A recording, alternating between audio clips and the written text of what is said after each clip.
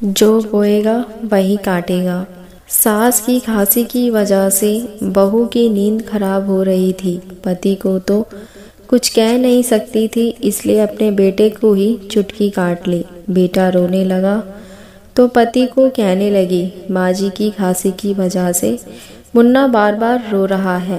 पहले ही ठंड बहुत है, अगर ऐसा ही रहा तो मुन्ने की तबीयत खराब हो जाएगी। पति उठकर माँ के पास गया और माँ को डांटने लगा, लेकिन माँ की खांसी कहाँ रुकने वाली थी, उसे तो टीवी था।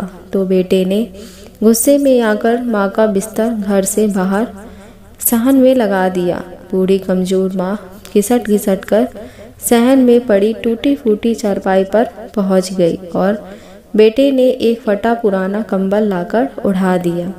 उस दिन ठंड बहुत थी, माँ कांपती रही, लेकिन खांसी थी कि रुकने का नाम ही नहीं ले रही थी। बहू मैडम की नींद फिर से खराब हो गई तो फिर से अपने बेटे को चिमटी काट ली। फिर पति फिर से जाग उठा, पति से शिकायत करने लगी। पति बाहर गया और माँ का बिस्तर सहन से उठाकर पीछे गार्डन में लगा दिया, जहाँ ठंड और ज़्यादा ही बढ़ गई।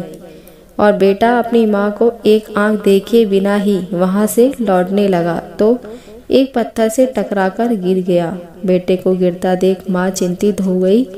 चिंतित होते हुए कहने लगी, बेटा तुझे चोट तो नहीं लगी? लेकिन बेटे ने माँ का कोई जवाब नहीं दिया और वहाँ से निकल गया। ठंड के कारण माँ की खांसी और भी बढ़ गई। कभी उल्टी होती तो कभी सांस रुक जाती। पता नहीं खांसते खांसते कब वह बेचारी हमेशा के लिए खामोश हो गई। ठंड के कारण बूढ़ी माँ का शरीर पूरी तरह से अकड़ चुका था। सुबह उठकर बहू ने नाश्ता कर लिया, पति और बच्चे को भी नाश्ता करवा दिया। उसके बाद बाहर जाकर देखा तो बूढ़ी माँ इस दुनिया से चली गई थी, लेकिन बेटे और बहू के चेहरे पर कोई भी उदासी का भाव नहीं था, बल्कि वह दोनों तो खुश थे कि बूढ़ी माँ की खांसी से छुटकारा मिल गया। समय बीत गया और बेटा भी जवान हो गया।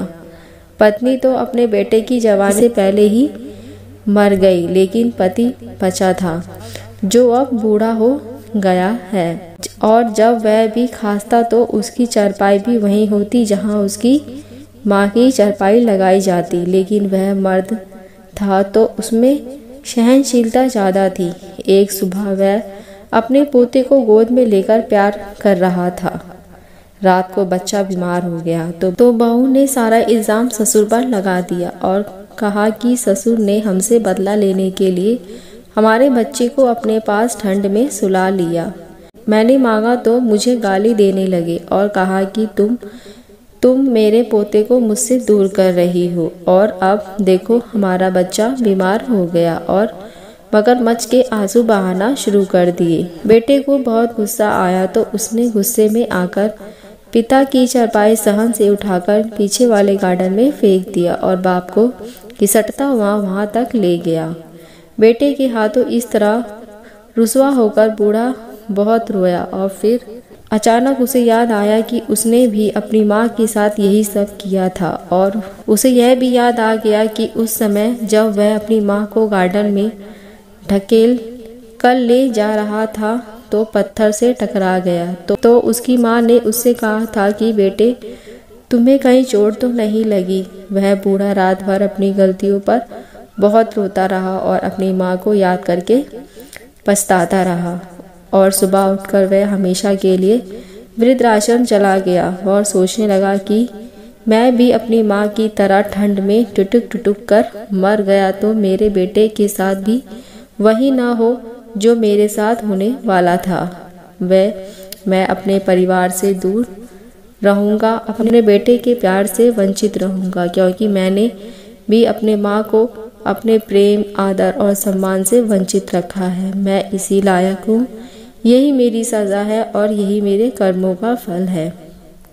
ये कहानी आपको कैसी लगी मुझे कमेंट में ज़रूर बताएं। अगर आप हमारे चैनल पर नए हैं तो मेरे चैनल को सब्सक्राइब, लाइक, शेयर ज़रूर करें। देखने और सुनने के लिए धन्यवाद।